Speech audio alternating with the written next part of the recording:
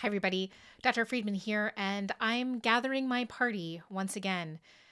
This video is about email and really logistics in all kinds of ways. It took me a ridiculous number of days after our really successful gathering of about a dozen folks to send a follow up email. I knew exactly which days people were best available. I knew what I wanted us to play, and yet I could not just make a decision. I had a choice between two nights, tonight and tomorrow night. That is Friday and Saturday, were when people were most available. My own home game is on Sundays. And I couldn't make a decision. And then I checked and saw I had an appointment tonight. I just finished a research interview for my book. So Saturday it was. And it was a no-brainer, given that my friend Adam was really excited about Jason Morningstar's Desperation. And it's a nice segue into baby steps into role playing for my newer um, participants.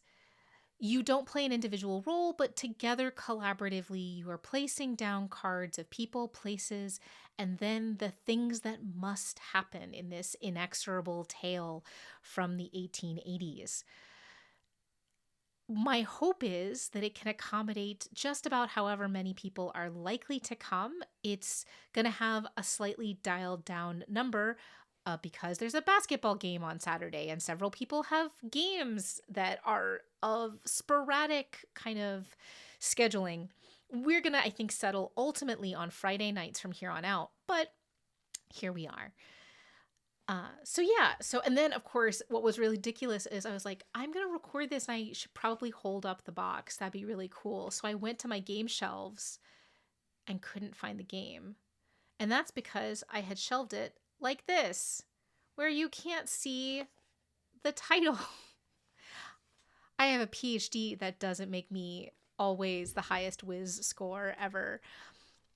So that's the plan, and we'll see a certain number of folks. And the nice thing about these early meetings, where I'm just sending out an email, which I of course also messed up because I didn't make an email list, which meant that some people got left off, and I had to resend it, and yada yada yada.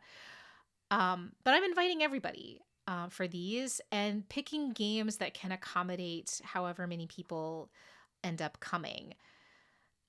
That won't be true forever. Ultimately, I am working towards finding groups of people with similar tastes, similar comfort levels, and a good dynamic to invite so that maybe we are having a Friday and a Saturday game of different folks. This may be bonkers. As If you are watching this, there is a statistically probable likelihood that you are familiar with the work of Quentin Smith, who for his Quinn's Quest does have multiple campaigns on the go. And that seems bonkers to me, who this is also my job, but not quite in the same way. And I'm much more committed to the joys of GM-less games, the joys of a one-shot, that I'm also working up to the idea that I would return to running games, would run campaigns. I've run them before. I have an 18th century game group that I do online, but I've never tried to have a campaign, even a short run campaign here. And I don't know. We've got kind of 15 weeks in a semester. It's week 2 just finished, which means there's a limited amount of time before the academic birds all migrate to other places, including me. So we're going to play to find out, so to speak. And this is all just a kind of note that you do it step by step, you do it week by week, and through consistency of putting a stake in the ground and saying, this is what I'm doing, who wants to come, you start to build something. And you don't know. It's a leap of faith.